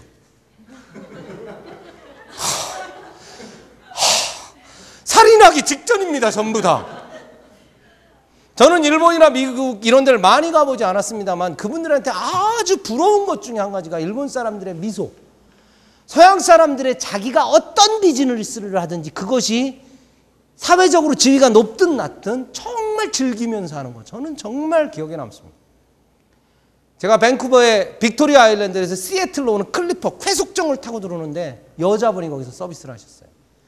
제가 영어를 잘 못하기 때문에 자꾸 말 걸어서 아주 힘들었습니다. 너 저페니스냐 그러더라고. 그래서 저페니스 알아듣길래 아니야 나 코리안이야. 그랬더니 또 뭘 막 물어봐. 근데 하는 얘기는 뭐냐면 대학교에서 자기 친구 중에 하나가 저페니스가 있었다는 거예요. 이거 빨리 시애틀에 좀 도착했으면 좋겠더라고. 자꾸 질문해가지고. 근데 내리면서 그 여자분이 뭐 하냐면 남자하고 똑같이 밧줄 던지고 굴거매고 이런 분이에요. 근데 그분이 너무너무 밝게 나한테 얘기해 주니까 내가 강의할 때도 얘기하지만 나 정말 그 사람 또 만나보고 싶어. 너무너무 진짜. 다시 한번 따라해 주십시오. 아이 컨택 앤 스마일. 와우. 와우. 와우. 내가 상대방한테 우호적이 되려면 아이 컨택 앤 스마일 잘 하시라는 거예요. 서양 예절에서는 아이 컨택을 안 하고 인사를 하면 경멸로 받아들일 수도 있습니다. 그래서 아이 컨택 앤 스마일이에요. 6번째 시작. 이름을 잘 기억하라. 당사자를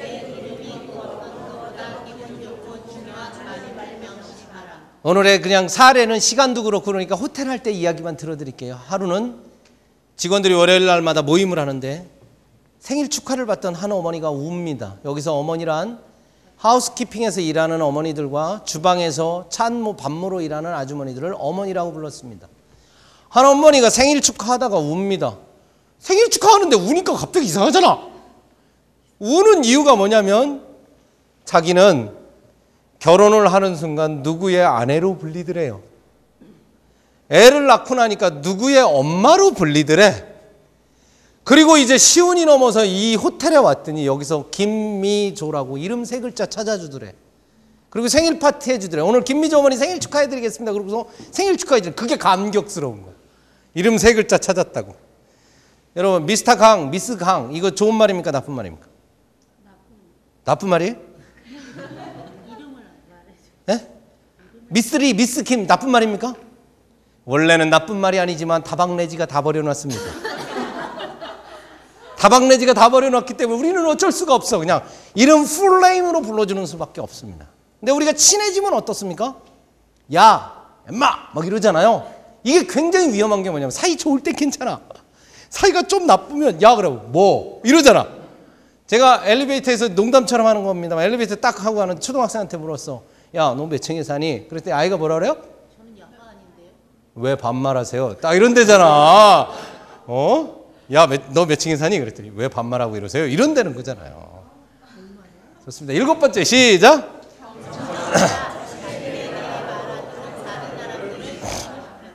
리더십이나 코칭 프로그램에 가시면 인정과 칭찬, 질문과 경청이란 세션은 모든 프로그램에 다 있는 이유가 그겁니다. 리더십을 발휘하기 위해서는 인정과 칭찬과 질문과 경청을 잘하라는 거죠. 자, 여기서 경청 딴 얘기는 안 하겠습니다. 청자는 무슨 청자예요? 들을 청자예요. 아시죠? 경자는 그럼 무슨 경자입니까? 존경할 경자. 아닙니다. 기울일 경자입니다. 기울일 경자. 칠판이 없어서 써드릴 수는 없습니다만 기울여서 듣는다는 거예요. 경청을 잘하려면 어떻게 해야 합니까? 기울여야 되는데 뭘 기울이면 좋겠습니까? 관심. 좋아요. 장학생이 이쪽으로 옮겼습니다. 예, 또 뭘 기울이면 되겠습니까? 마음. 좋아요. 관심, 마음. 또 몸, 눈, 귀, 정성 이런 걸 기울이라는 거예요. 그래야만 들린다 이거예요. 근데 저도 아이에게 질문해 놓고서 제가 딴짓하는 거 굉장히 많이 합니다. 우리 리더들이 실수하는 게 뭔지 아시죠? 선택적으로 듣는다는 거. 선택적으로. 근데 이거보다 더 나쁜 건 무시한다는 거. 그렇기 때문에 커뮤니케이션이 안 된다는 거거든요. 좋습니다. 저는 제가 멘티가 돼서 멘토링을 받는 리더가 있습니다. 그분하고 만나면 2시간에서 3시간 정도 이야기를 합니다만 결과적으로 나중에 보면 누가 이야기하고 있습니까? 제가 이야기하고 있어. 아, 오늘은 이분의 지혜와 내공과 철학을 좀 들어야지. 그러고 가서 앉거든요. 그 1시간 넘고 이제 1시간 반 이렇게 넘었으면 이분이 말해야 되는데 내가 말하고 있어. 그러니까 내가 고수다, 이분이 고수다? 이분이 고수인 거죠. 세상에 고수 참 많습니다. 고수 참 많습니다. 8번째 시작. 예, 여자 선생님들 직장 상사 남자분 만족시키는 방법 아시죠? 예, 군대 어디 다녀오셨어요? 군대에서 축구 어떻게 하셨어요? 이거 2가지 물어보면 된다니까? 여자가 그 듣기 제일 싫어하죠? 거꾸로 뒤집으면 그게 제일 좋은 거라니까. 데일 카네기라는 사람이 아주 재밌는 거는 친구가 초대한 디너 파티에 갔다고 합니다. 근데 식물학자를 만났대요. 근데 그분이 자기는 식물에 대해서 하나도 모르는데 파티 내내 자기 옆에다 앉혀놓고 식물에 대해서 얘기하더래. 아, 그러세요? 아, 그렇군요. 아, 예, 그리고 맞장구만 쳐줬대. 그리고 파티 끝났대. 그랬더니 나중에 자기 친구한테 가서 야, 너 데일 카네기하고 친구라면서. 야, 데일 카네기 그 사람 말 진짜 잘하던데. 그러더래. 지가 말 다 해놓고. 사람 만족시키는 방법이 뭐예요? 그 사람의 관심사에 대해서 이야기하는 거예요. 9번째 시작. 예, 강환영이가 집에 갔습니다. 샤워를 딱 하고서 딱 털고 나오는데 아내가 딱 일어납니다. 여보, 그 앞에 있는 빨래통에다 좀 집어넣어주면 안 돼? 아우, 양말은 또 왜 뒤집어서 벗는 거 신경질 나게. 야. 유치한 내가 딱 나오면서 뭐라 그래? 야, 내가 지금 밖에서 얼마나 스트레스 받았는데 네가 좀 치우면 안 돼? 딱 그러면 아내도 이 사람이 진짜 피곤했구나. 그러고서 성숙한 아내가 딱 나와서 알았어, 내가 오늘은 내가 치워드릴게요. 그리고 치우면 참 좋은데 또 유치한 아내가 딱 나오잖아요. 유치한 아내가 나와서 뭐라 그래? 야, 난 집에서 노는 줄 알아? 내가 얼마나 바빴는데 딱 나와. 그러면 이제 머리 털다가 성숙한 강환영이가 딱 이래야 돼. 당신도 오늘 피곤했구만. 알았어, 그냥 내가 치워주지 뭐. 이러면 되는데 유치한 강환영이가 딱 태어나서 뭐라 그래? 집구석에 들으면 도대체 편한 말이 안 나와. 정말 집에 두르고 싶은 말이 없어. 마음이 없어. 딱 그러잖아요. 그러면 또 이제 그때 성숙한 아내가 딱 나와서 여보, 그래도 집엔 일찍 와야지. 유등골뱅이 해놨거든. 딱 이렇게 얘기해야 되는데 유치한 아내가 딱 나와서 뭐라 그래? 뭐라고? 왜 일찍 기어들어서 사람 폭폭 긁고 난리야? 이렇게 얘기하잖아. 이게 전형적인 부부싸움의 아주 한 꼭지입니다. 이건 뭐예요? 누가 옳고 그른 얘기가 아니잖아요. 이건 뭡니까? 왜 나한테 중요한 느낌이 들게 안 하느냐 이거예요. 왜 나는 항상 너의 시다바리처럼 느끼게 하냐 이거예요. 난 시다바리가 아니고 너의 아내고 평생 반려자고 평생 동반자라는 거야. 상대방으로 하여금 중요한 느낌이 들게 하는 거 어떻습니까? 경영학에서는 외적 통제부의 리더십과 내적 통제부의 리더십으로 구분합니다. 외적 통제부의 리더십을 가진 사람은 이렇게 이야기합니다. 공로는 누구 거? 외적 통제부의는 공로는 내 거, 책임은 네 거. 반대로 내적 통제부의 리더십을 가진 사람은 공로는 네 거, 책임은 내 거. 어느 리더십이 더 성숙합니까? 내적 통제부의 리더십이 훨씬 성숙한 리더십으로 이야기합니다. 상대방으로 하여금 내가 우호적인 사람이 돼서 상대방으로 나아가는 것 굉장히 중요하다는 것 따라서 합니다. 미인대칭 비비불. 이 9가지 원칙을 서머리한 저희 카네기 연구소에서 하는 캠페인입니다. 미소, 인사, 대화, 칭찬은 많이 하자, 적게 하자? 비난이나 비판, 불평은 적게 하자, 많이 하자? 근데 우리는 거꾸로 한다는 거죠. 자, 우호적인 인간관계는 누가 바뀌는 원칙이라고 그랬습니까? 누가 바뀐다고? 누가 바뀐다고? 와우. 와우. 자기 스스로 한번 질문해 보세요. 여러분이 이 9가지 중에 가장 적용하기 어려운 원칙은 어느 것입니까? 내가 만약에 사람을 잘 다루는 우호적인 리더십, 그레이트 리더십을 발휘하려면 어떤 원칙이 가장 지금 시급하십니까? 자기 자신에게 한번 질문 대답 한번 해보시죠.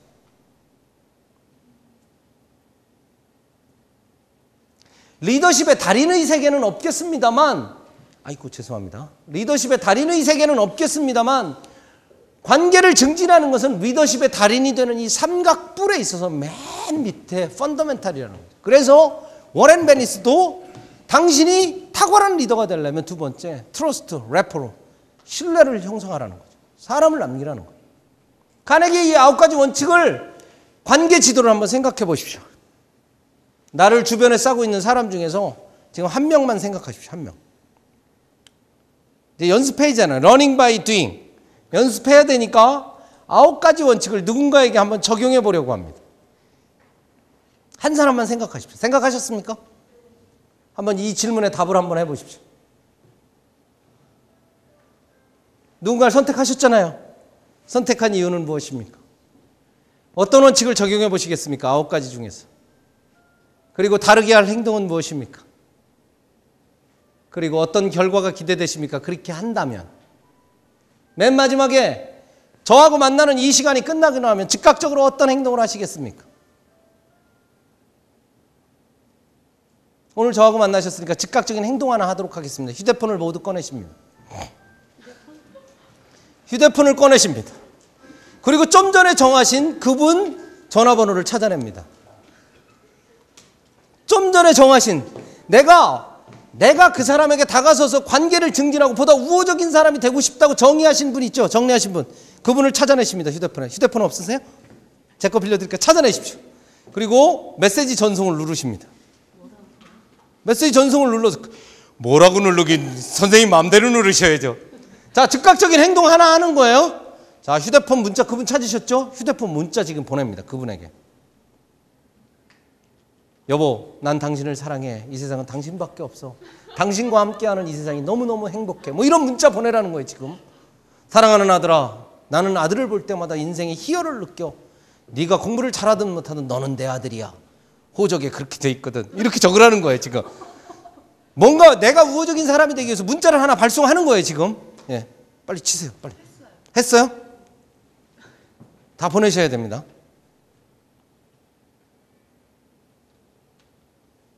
보내시고서 빙고 외치시면 되겠습니다.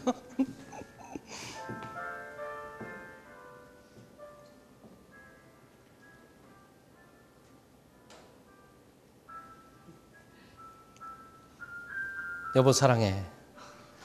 여보 사랑해. 나는 지금 보낸다면 이렇게 얘기할 거야. 오늘 온도 날씨가 31도라는데 오늘 하루 지내느라고 얼마나 고생이 많았어.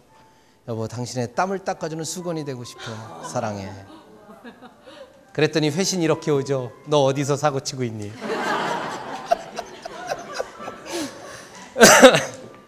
아, 이거 정말 있었던 실화입니다. 어느 회사에 그 고위 리더십들을 위해서 인간경영 리더십 훈련을 시키고 있는데, 밤에 이제 이 세션이 끝나고 나면 바로 할 행동을 하나씩 정해 주십시오 그랬더니 상당수의 분들이 전화하거나 문자를 보내겠다고 한 거예요. 그래서 끝나고 난 다음에 밤 9시가 넘은 다음에 문자를 보낸 거야. 아내에게 진짜. 여보 사랑해. 지금까지 20몇 년 살아줘서 고마워. 이걸 한 거야. 다음날 그 결과를 가져오라고 그런 거예요. 다음날 아침 세션에. 아침에 왔더니 그분이 문자를 보여주는데, 이거 너 어디서 사고 치고 있니? 진짜로 이거 싫어합니다. 싫어. 보내셨습니까 다? 네. 내가 다른 사람에게 우호적인 사람이 되려고 한다고 그런다면 뭔가 새로운 행동들을 해야 합니다. 저하고 만나셨으니까 사람을 잘 다루는 거 중요한 거 인식하십니까? 나는 나의 리더십은 내가 나 된 것을 자랑하는 것이 아니라 사람을 키우고 사람을 성장시키고 사람을 통해서 성과를 내는 리더십이라는데 동의하십니까? 그렇다고 한다면 나의 그레이트 리더십의 브렉스루를 만들기 위해서 9가지 원칙을 배우셨다고 한다면 지속적으로 한번 써보는 겁니다. 가다가 실패할 수 있습니까? 없습니까? 있습니다. 좋은 습관이 될 때까지. 아내가 그런 문자 받아본 적이 없으니까 너 어디서 사고 치니 이러잖아요. 매일 보내보십시오. 사람은 6번에서 21번 동일한 행동이 반복되어지면 익숙해진다고 합니다. 자기 것으로 받아들인다고 그래요. 그럼 아내가 받아들이면 그 다음에 여보 사랑해 그러면 나도 사랑해 여보 이렇게 나오는 거잖아요. 꿍짝 꿍짝 꿍짝. 이게 꿍짝 박자 맞는 거잖아요.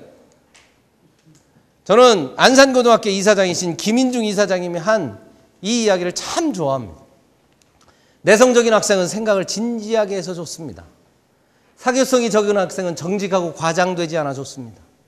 소심한 학생은 실수가 적고 정확해서 좋습니다. 질투심이 많은 학생은 의욕이 넘쳐서 좋습니다.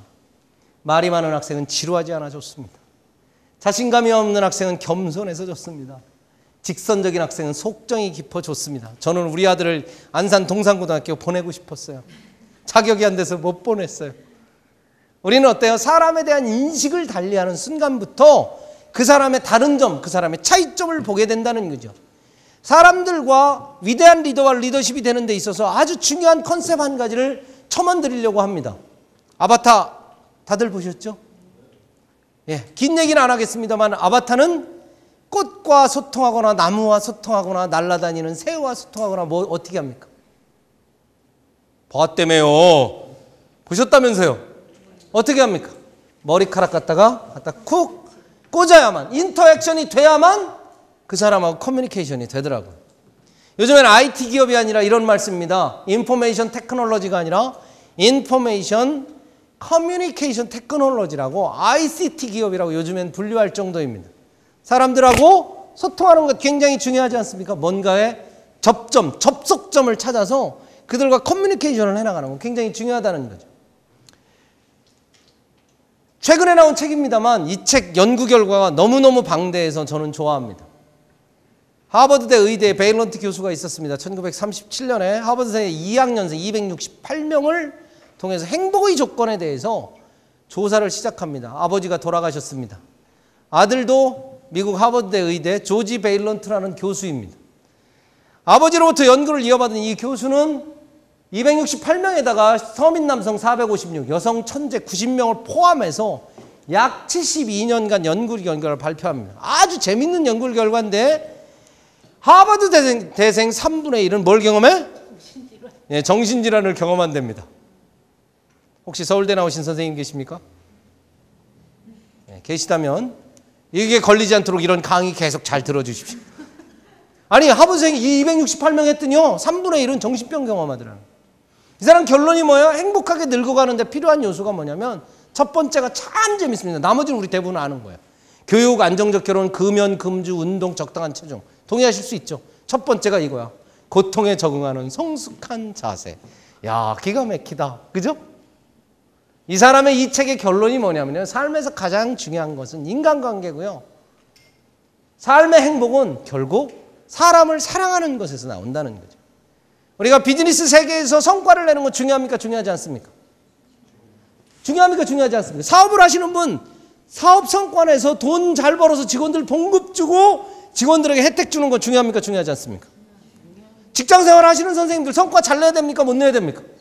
잘 내야 되는 건 무척 중요합니다만 이거 못지않게 천칭저울 비유처럼 성과 못지않게 중요한 것, 사람하고 어떤 관계를 지내는가, 이게 굉장히 중요하다는 거예요. 저는 지금도 설악산에 가거나 속초에 가거나 할 때 전화 한 통만 합니다. 나 간다 그러면 횟집부터 시작해서 옛날에 만났던 친구들이 쫙 예약해 줍니다. 케이블카를 성수기에 타려면 얼마 걸리는지 아시죠? 설악산 케이블카. 그 표도 예매해다 놓습니다. 지들이 들어가서 표 끊어갖고 이때니까 타세요 이럽니다.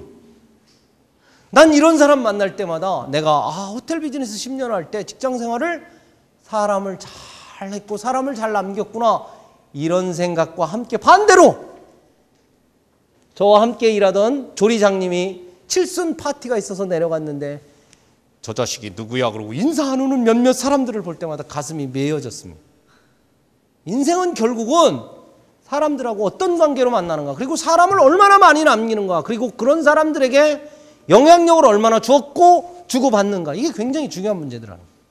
인생의 가장 중요한 행복은 뭐라고요? 사랑이고 사랑의 핵심은 사람과의 인간관계고 그 인간관계의 핵심은 아까 말씀드렸던 것처럼 상호 신뢰라는 거죠. 상호 신뢰. 중국말에 저는 이거 중국말로 읽을 수는 없지만 중국 사람들이 아주 좋아하는 말이랍니다. 알고 보면 다 좋은 사람이랍니다. 예. 좋습니다. 내가 관계 증진에서 보다 우호적인 사람이 돼야 다른 사람의 협력도 창출할 수 있을 뿐만이 아니라 다른 사람에게 리더십을 발휘하고 다른 사람을 리딩 피플하고 코칭하고 그들에게 뭔가를 지시하고 명령하고 끌고 갈 수 있다는 겁니다. 좋습니다. 오늘 저하고의 한 시간만 즐거우셨습니까?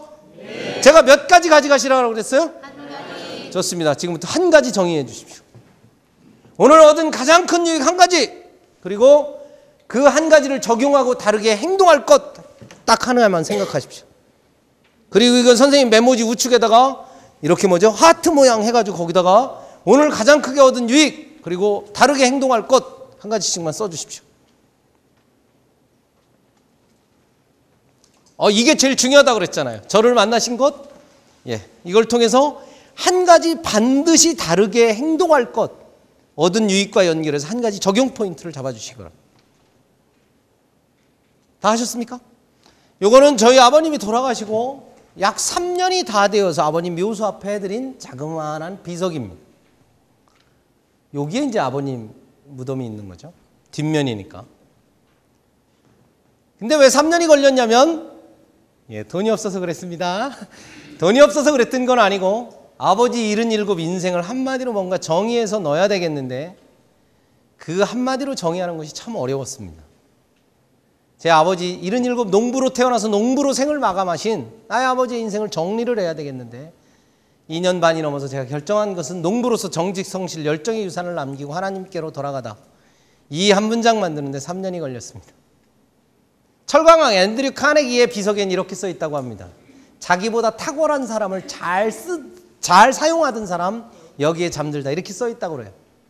제가 오늘 이야기하려고 하는 것의 마지막 이야기는 그렇습니다. 만약에 우리가 지금을 살아가고 있는 21세기 지식자본가의 시대에 지식자본가로서 살아가고 있는 이 시대에 우리가 만약에 내 비석의 비문을 스스로 만든다고 생각한다면 거기에 우리 비문의 문장 중에 사람과 관련되어진 내용 하나는 있어야 되지 않겠습니까? 이 내용은 어디입니까? 동양 오리온 있지 않습니까? 동양그룹의 창업주가 했다는 말입니다. 동양연수원 벽에 걸려 있길래 제가 찍어왔습니다. 이 사람의 핵심은 뭐냐면 나의 삶은 세상에 씨앗 하나를 심어서 씨앗이 발화돼서 뭔가로 커지는 것을 기대한다고 써 있습니다. 오늘 저는 안전지대 이야기를 하면서 인생의 변화와 혁신, 학습, 도전, 일탈이 얼마나 중요한가 이야기를 했습니다. 그리고 안전지대 사이즈를 지속적으로 넓혀나가는 것이 브레이크스루라고 이야기했습니다. 그 중에서도 탁월한 성과를 내고 자기 관리하는 것도 중요합니다만 사람과 상호 신뢰감을 형성해서 사람들과 우호적인 관계를 형성하고 그들을 통해서 성과를 내는 위대한 리더와 리더십의 브레이크스루에 대해서 이야기를 했습니다. 그것은 우리가 협력을 만들거나 코칭을 하거나 리더십을 발휘해 나가는 데 있어서 굉장히 중요하다고 이야기를 했습니다. 나중에 인생 끝날 때 선생님 비문에 나는 사람을 가장 잘 키웠다든지 나는 사람을 가장 잘 섬겼다든지 좋은 사람을 키워내서 그들을 통해서 성과를 냈다든지 사람과 관련되어진 문구의 한쪽은 좀 차지했으면 좋겠습니다. 그런 씨앗이 됐으면 좋겠습니다. 오늘 1시간 반 동안 부족한 사람과 함께 해주셔서 너무 감사하고 저를 만난 오늘이 2010년에 르네상스를 경험하는 또 다른 출발점이 되셨으면 좋겠습니다. 감사합니다.